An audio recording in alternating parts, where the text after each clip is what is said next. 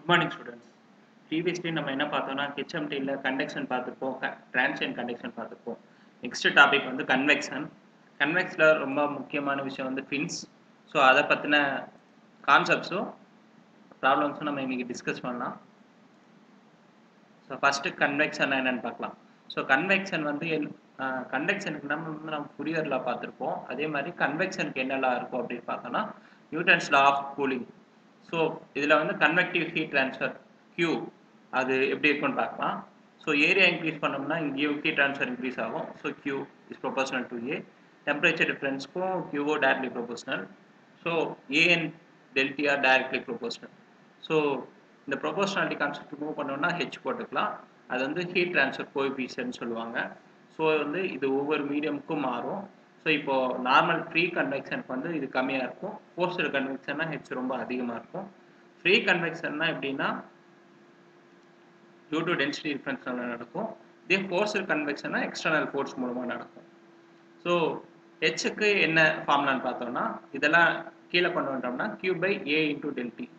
So இது வந்து heat ஃப்ளக்ஸில் போட்டோம்னா small Q by del T. So இது என்ன unit? Watt per metre square kelvin. So இதுதான் இதோட யூனிட்டு. இதே டைமென்ஷனில் பார்த்தோம்னா mt⁻³ θ⁻1. இதுதான் ஹெச்சுக்கு வர ரிலேஷன்ஸு. நெக்ஸ்ட் வந்து Qவை நம்ம ஜென்ரலாக எப்படி இன்க்ரீஸ் பண்ண முடியும் அப்படிங்கிற மாதிரி பார்க்கலாம். இப்போ Q இன்க்ரீஸ் பண்ணோம்னா ஹெச்ஓ இன்க்ரீஸ் பண்ணலாம், ஏரியா இன்க்ரீஸ் பண்ணலாம், டெம்பரேச்சர் டிஃப்ரென்ஸ் இன்க்ரீஸ் பண்ணலாம். இப்போ வந்து ஹெச் இன்க்ரீஸ் பண்ணோம்னா we need fans. இப்போ ஹெச் இன்க்ரீஸ் பண்ணோம்னா நம்ம ஃப்ரீ கன்வெக்ஷன் வந்து ஃபோர்ஸ்டு கன்வெக்ஷனுக்கு போயிடும். ஸோ எக்ஸ்டர்னல் ஃபோர்ஸ் ஃபேன் மூலமாக கூல் பண்ணணும். ஸோ இப்போ ஃபேன் வந்து ஆட் பண்ணோம்னா ஃபோர்ஸ்டு கன்வெக்ஷனு இது வந்து எக்ஸ்ட்ராவாக காஸ்ட்டில் ஆட் ஆகும். ஸோ நம்ம ஹெச் வந்து ப்ரிஃபர் பண்ண மாட்டோம். நெக்ஸ்ட் வந்து ஏரியா இன்க்ரீஸ் பண்ணோம்னா ஹீட் ட்ரான்ஸ்ஃபர் இன்க்ரீஸ் ஆகும். இது வந்து நமக்கு அவைலபிள் ஆப்ஷன். இது வந்து நம்ம பண்ணிக்கலாம். நெக்ஸ்ட் வந்து டெம்பரேச்சர் டிஃப்ரென்ஸ்க்கு என்ன பண்ணோம்னா heat resisting material needed. So heat resisting material எடுத்துக்கிட்டால் தான் நம்ம டெம்பரேச்சர் டிஃப்ரென்ஸ் வந்து ரொம்ப அதிகமாக கிடைக்கும். ஸோ அந்த மாதிரி ஒரு மெட்டீரியல் போடணுன்னா நம்ம காஸ்ட்டும் வந்து ரொம்ப அதிகமாக போயிடும். ஸோ காஸ்ட் அதிகம் பண்ண முடியாது. அப்போ நம்ம என்ன பண்ணலாம்னா சர்ஃபேஸ் ஏரியா வந்து இன்க்ரீஸ் பண்ணலாம். ஸோ அப்படி தான் ஹீட் ட்ரான்ஸ்ஃபர் வந்து எஃபெக்டிவாக இன்க்ரீஸ் பண்ண முடியும். ஸோ இதுதான் நமக்குரிய மெட்டீரியல் தான். வெளியே வந்து ஃபின்ஸ் மெட்டீரியல் வெளியே வந்து ஒரு பிளேட் எக்ஸ்டெண்டட் சர்ஃபேஸ், அவ்வளோதான் ஃபின்ஸ். ஸோ இந்த மாதிரி எக்ஸ்டெண்டட் சர்ஃபேஸ் இருக்கிறது தான் ஃபின்ஸு. ஸோ இந்த மாதிரி நம்பர் ஆஃப் ஃபின்ஸ் வந்து இருக்கும் பட்சத்தில் உங்களுக்கு வந்து சர்ஃபேஸ் ஏரியா வந்து இன்க்ரீஸ் ஆகும். கரெக்டாக? ஸோ இதன் மூலமாக மெட்டீரியல் வந்து ஃபின்ஸ்க்கு கண்டக்ஷன் மூலமாக ஹீட் ட்ரான்ஸ்ஃபர் ஆகும். தென் ஃபின்ஸ்லேருந்து ஏருக்கு வந்து கன்வெக்ஷன். ஸோ இப்படி தான் உங்களுக்கு வந்து ஹீட் ட்ரான்ஸ்ஃபர் இன்க்ரீஸ் ஆகுது. ஸோ நம்ம எஃபெக்டிவாக இன்க்ரீஸ் பண்ணோம்னா ஃபின்ஸ் யூஸ் பண்ணி இன்க்ரீஸ் பண்ணலாம். நெக்ஸ்ட் வந்து fins addition of fins to surface increases the heat transfer. So எப்போ வந்து நம்ம ஹீட் ட்ரான்ஸ்ஃபர் வந்து இன்க்ரீஸ் ஆகும் ஃபின்ஸ் இன்க்ரீஸ் பண்ணுறதுனால அப்படிங்கிற கண்டிஷனுக்கு வந்து நம்ம வரலாம். ஃபின்ஸில் வந்து ரெண்டு விஷயம் ரொம்ப முக்கியமான விஷயம். ஒன்று எஃபெக்டிவ்னஸ், இன்னொன்று எஃபிஷியன்சி. ஃபஸ்ட்டு எஃபெக்டிவ்னஸ் பார்க்கலாம். Effectiveness epsilon equal to root of KP/HA. So இந்த ஃபார்முலா நீங்கள் ஞாபகம் வச்சுக்கணும். எப்சிலான் எஃபெக்டிவ்னஸ் வந்து ஈக்குவல் டு 1. அதாவது ஈக்குவல் டு 1ன்னா என்ன? KP/HA ரெண்டு ஈக்குவலாக இருக்கும்போது தான் எஃபெக்டிவ்னஸ் வந்து 1ஆக இருக்கும். ஸோ அப்படி இருக்கும் பட்சத்தில் உங்களுக்கு எந்த எஃபெக்ட்டுமே இருக்காது. ஹீட் ட்ரான்ஸ்ஃபர் இன்க்ரீஸே ஆகாது. கண்டிப்பாக எஃபெக்டிவ்னஸ் கிரேட்டர் தேன் 1ஆக இருந்தால் தான் உங்களுக்கு வந்து அடிஷன் ஆஃப் ஃபின் ஆட் பண்ணுறதுனால உங்களுக்கு வந்து ஹீட் ட்ரான்ஸ்ஃபர் இன்க்ரீஸ் ஆகும். மற்ற பட்சத்தில் இந்த ரெண்டும் சேமாக இருந்தால் நீங்கள் ஃபின்ஸ் ஆட் பண்ணாலுமே ஹீட் ட்ரான்ஸ்ஃபர் வந்து இன்க்ரீஸ் ஆகாது. சம் கொஸ்டின்ஸில் வந்து இன்வர்ஸ் ஆஃப் எஃபெக்டிவ்னஸ் கூட கொடுத்துருப்பாங்க. ரூட் ஆஃப் KP/HA பதிலாக ரூட் ஆஃப் HA/KPன்னு கொடுத்துருப்பாங்க. இது வந்து இன்வர்ஸ் ஆஃப் எஃபெக்டிவ்னஸ். ஸோ இது வந்து உங்களுக்கு லெஸ் தேன் 1ஆக இருக்கும். இது கிரேட்டர் தேன் 1னா இது லெஸ் தேன் 1. நெக்ஸ்ட் வந்து எஃபெக்டிவ்னஸ்க்கு இன்னொரு ஃபார்முலா இருக்குது. Effectiveness epsilon equal to K into M/H. Kங்கிறது தெரியும், தெர்மல் கண்டக்டிவிட்டி. எம்ங்கிறது இருக்கட்டும், கீழே வந்து ஹெச்ங்கிறது ஹீட் ட்ரான்ஸ்ஃபர் கோஎஃபிஷியன்ட். எம்முக்கு வந்து ஒரு ஃபார்முலா இருக்குது. இந்த ஃபார்முலாவில் கொஞ்சம் ஆல்டர் பண்ணால் எம் கிடைச்சிடும். M = root of HP/KA. இதுதான் எம்முக்குரிய ஃபார்முலா. இதுவும் ஒரு இம்பார்ட்டன்ட் ஃபார்முலா. இதை பார்த்தோன்னா கேங்கிறது தெர்மல் கண்டக்டிவிட்டி, பிங்கிறது பெரிமீட்டர், ஹெச்ங்கிறது ஹீட் ட்ரான்ஸ்ஃபர் கோஎஃபிஷியன்ட், ஏங்கிறது ஏரியா கிராஸ் செக்ஷன்.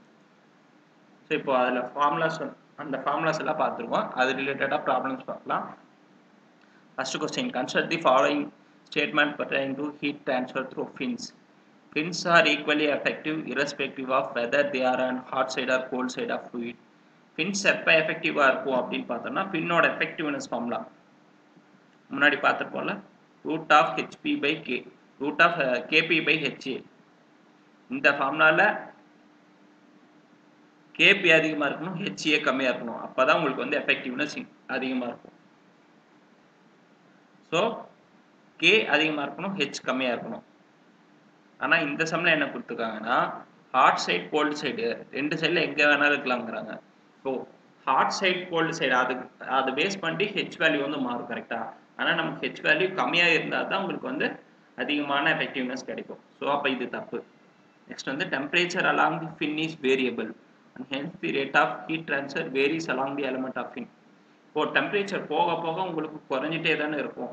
ஸோ உங்களுக்கு ஒரு ஃபின் இருக்குன்னா, ஃபார் எக்ஸாம்பிள் இந்த ஃபின் இருக்குன்னா இது வந்து இதோட ரூட், அதாவது இந்த மெட்டீரியல் கூட அட்டாச் ஆகிருக்கல, இந்த எண்டில் இருக்க டெம்பரேச்சரும் இந்த டிப்பில் இருக்க டெம்பரேச்சரும் கண்டிப்பாக மாறும்.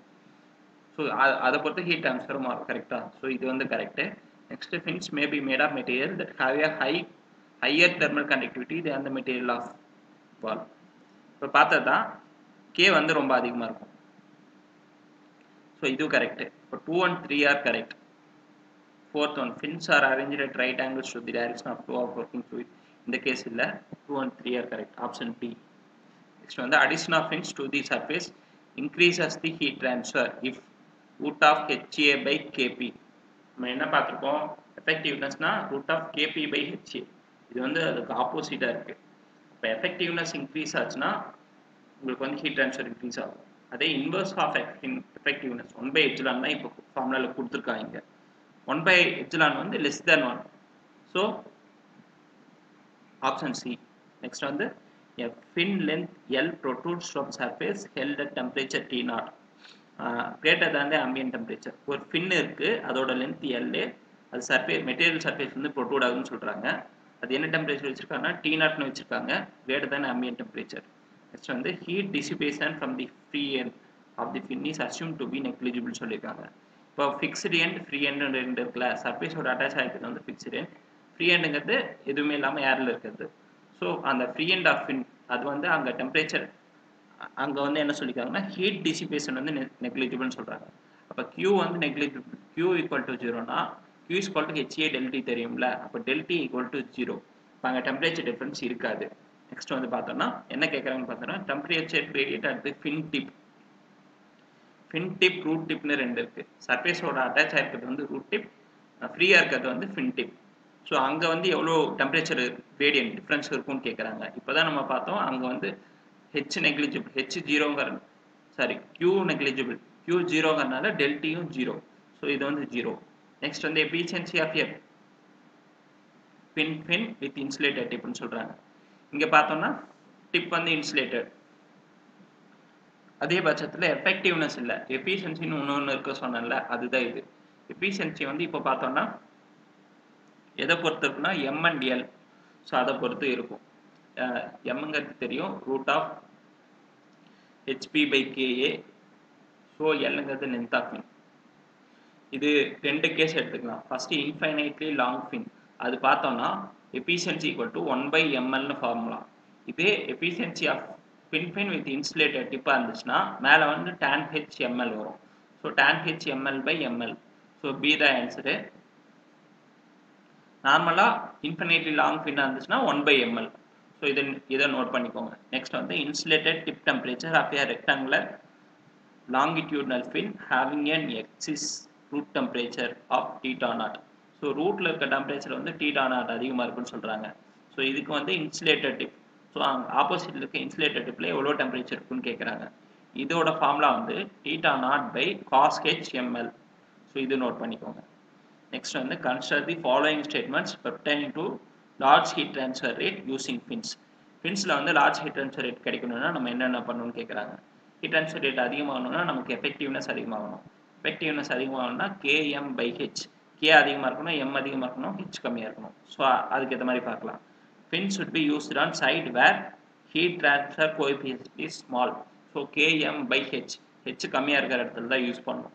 So first one correct. Next, long and thick fins should be used. எப்பவுமே fins வந்து தின்னாக தான் இருக்கணும். தின்னாக இருக்கும் பட்சத்தில் தான் நம்ம மேக்ஸிமம் நம்பர் ஆஃப் fins வந்து யூஸ் பண்ண முடியும். இதே திக்காக இருந்துச்சுன்னா நம்ம fins வந்து கம்மியாக தான் யூஸ் பண்ண முடியும். So 2 is wrong, 3 is correct. Next வந்து thermal conductivity of fin material should be large. Km/h, K வந்து அதிகமாக இருக்கணும். So 1, 3 and 4. ஆப்ஷன் D தான் ஆன்சர். நெக்ஸ்ட் வந்து in a liquid to gas heat exchanger, fins are provided in gas side. Gas liquid ரெண்டுல எது H அதிகமாக இருக்குன்னு பார்த்தோம்னா ஹெச் வந்து அதிகமாக இருக்கிறது வந்து லிக்விட்ல தான் அதிகமாக இருக்கும், கேஸில் வந்து உங்களுக்கு கம்மியாக தான் இருக்கும். So liquid to gas heat exchanger fins are provided in gas. So H கம்மியாக இருக்கிற இடத்துல ஃபின்ஸ் ப்ரொவைட் பண்ணுறாங்க, இது கரெக்ட். நெக்ஸ்ட் வந்து the case suppose less thermal resistance than லிக்விட்னு சொல்கிறாங்க. இப்போ தெர்மல் ரெசிஸ்டன்ஸ் பார்த்தோம்னா 1/HA, ஹெச் வந்து கம்மியாக இருந்துச்சுன்னா உங்களுக்கு எப்படி இருக்கும், தெர்மல் ரெசிஸ்டன்ஸ் 1/HA அதிகமாக இருக்கும்ல. ஸோ ஓவராலாக ரெசிஸ்டன்ஸ் அதிகமாகிடும். ஆனால் இங்கே பார்த்தோன்னா அப்வர்ஸ் லெஸ் தெர்மல் ரெசிஸ்டன்ஸ் சொல்கிறாங்க. அப்போ இது வந்து தப்பு. ஸோ ஏ வந்து கரெக்டு, ஆர் வந்து தப்பு. So C is answer. Next question வந்து in order to achieve maximum heat dissipation the fin should be design in such a way. Fin வந்து எப்படி டிசைன் பண்ணணும்னு கேட்குறாங்க. ஃபர்ஸ்ட் ஆப்ஷன் வந்து it should have higher lateral surface at the root side. இப்போ வந்து இதான் ஃபின்னு வச்சுக்கோங்களேன், இது வந்து ரூட் சைட், அதாவது சர்ஃபேஸ் கூட அட்டாச் ஆகிருக்குது. இது வந்து ஃப்ரீ எண்ட், அதாவது டிப்புன்னு சொல்லுவாங்க. ஸோ ரூட் சைடில் உங்களுக்கு ஏரியா அதிகமாக இருந்தால் தான் இங்கேருந்து உங்களுக்கு அதிகமான ஏரியாவில் ஹீட்டை வாங்கிட்டு இங்கே ட்ரான்ஸ்ஃபர் பண்ணும். So maximum lateral area at the root side of it, root சைடில் தான் அதிகமாக ஏரியா இருக்கும். Answer A is correct. Usually fins are provided to increase the rate of heat transfer, but fins also act as an insulation. Which one of the following non-dimensional numbers decides the factor கேட்குறாங்க. இது என்ன number use பண்ணி ஃபின்ஸை வந்து decide பண்ணலாம் rate of heat transfer அப்படின்னு கேட்குறாங்க. இது வந்து பயாட் நம்பர். பயாட் நம்பர்னால் நமக்கு தெரியும் HL/K. ஸோ ஹெச் வந்து கம்மியாக இருக்கணும்னு நம்ம பேசியிருப்போம், கே வந்து அதிகமாக இருக்கணும்னு பேசியிருப்போம், கரெக்டாக. ஸோ HL/Kனா கீழே கே தான் அதிகமாக இருக்குது, அப்போ இது வந்து லெஸ் தேன் 1. ஸோ பயாட் நம்பரை வச்சு தான் நம்ம டிசைட் பண்ணுவோம். நெக்ஸ்ட் வந்து fins are used to increase the heat transfer from surface by. எப்படி சர்ஃபேஸ் ஹீட் ட்ரான்ஸ்ஃபர் வந்து நம்ம இன்க்ரீஸ் பண்ணுறோம்னு கேட்குறாங்க. By increasing the effective surface area. So B the answer. Next வந்து a fin length L protrudes from surface held at temperature T0, it being the higher than the ambient temperature. இது வந்து நம்ம முன்னாடியே பார்த்த question தான். Heat dissipation from the free end of the fin is stated to be negligible small. So free எண்டை வந்து heat dissipation head Q வந்து 0ன்னு சொல்கிறாங்க, நெக்லிஜிபிள் ஸ்மால்னா நியர்லி 0. அப்போ del T is also nearly 0. What is the temperature gradient at the tip of fin? Tip of fin கேட்குறாங்க. So இது வந்து 0 தான், முன்னாடியே பார்த்தது தான். Effectiveness of a fin will be maximum in an environment with free convection. H கம்மியாக இருந்தால் தான் எஃபெக்டிவ்னஸ். Km/h, ஹெச் கம்மியாக இருக்கணும். இப்போ ஃப்ரீ கன்வெக்ஷன் இருந்தால் உங்களுக்கு ஹெச் கம்மியாக இருக்கும், ஃபோர்ஸ்டு போனீங்கன்னா ஹெச் அதிகமாகிடும். ஸோ ஏ தான் answer. On heat transfer surface the fins are provided. Fins எதுக்கு ப்ரொவைட் பண்ணுறாங்கன்னு கேட்குறாங்க. To increase the surface area to promote the rate of heat transfer.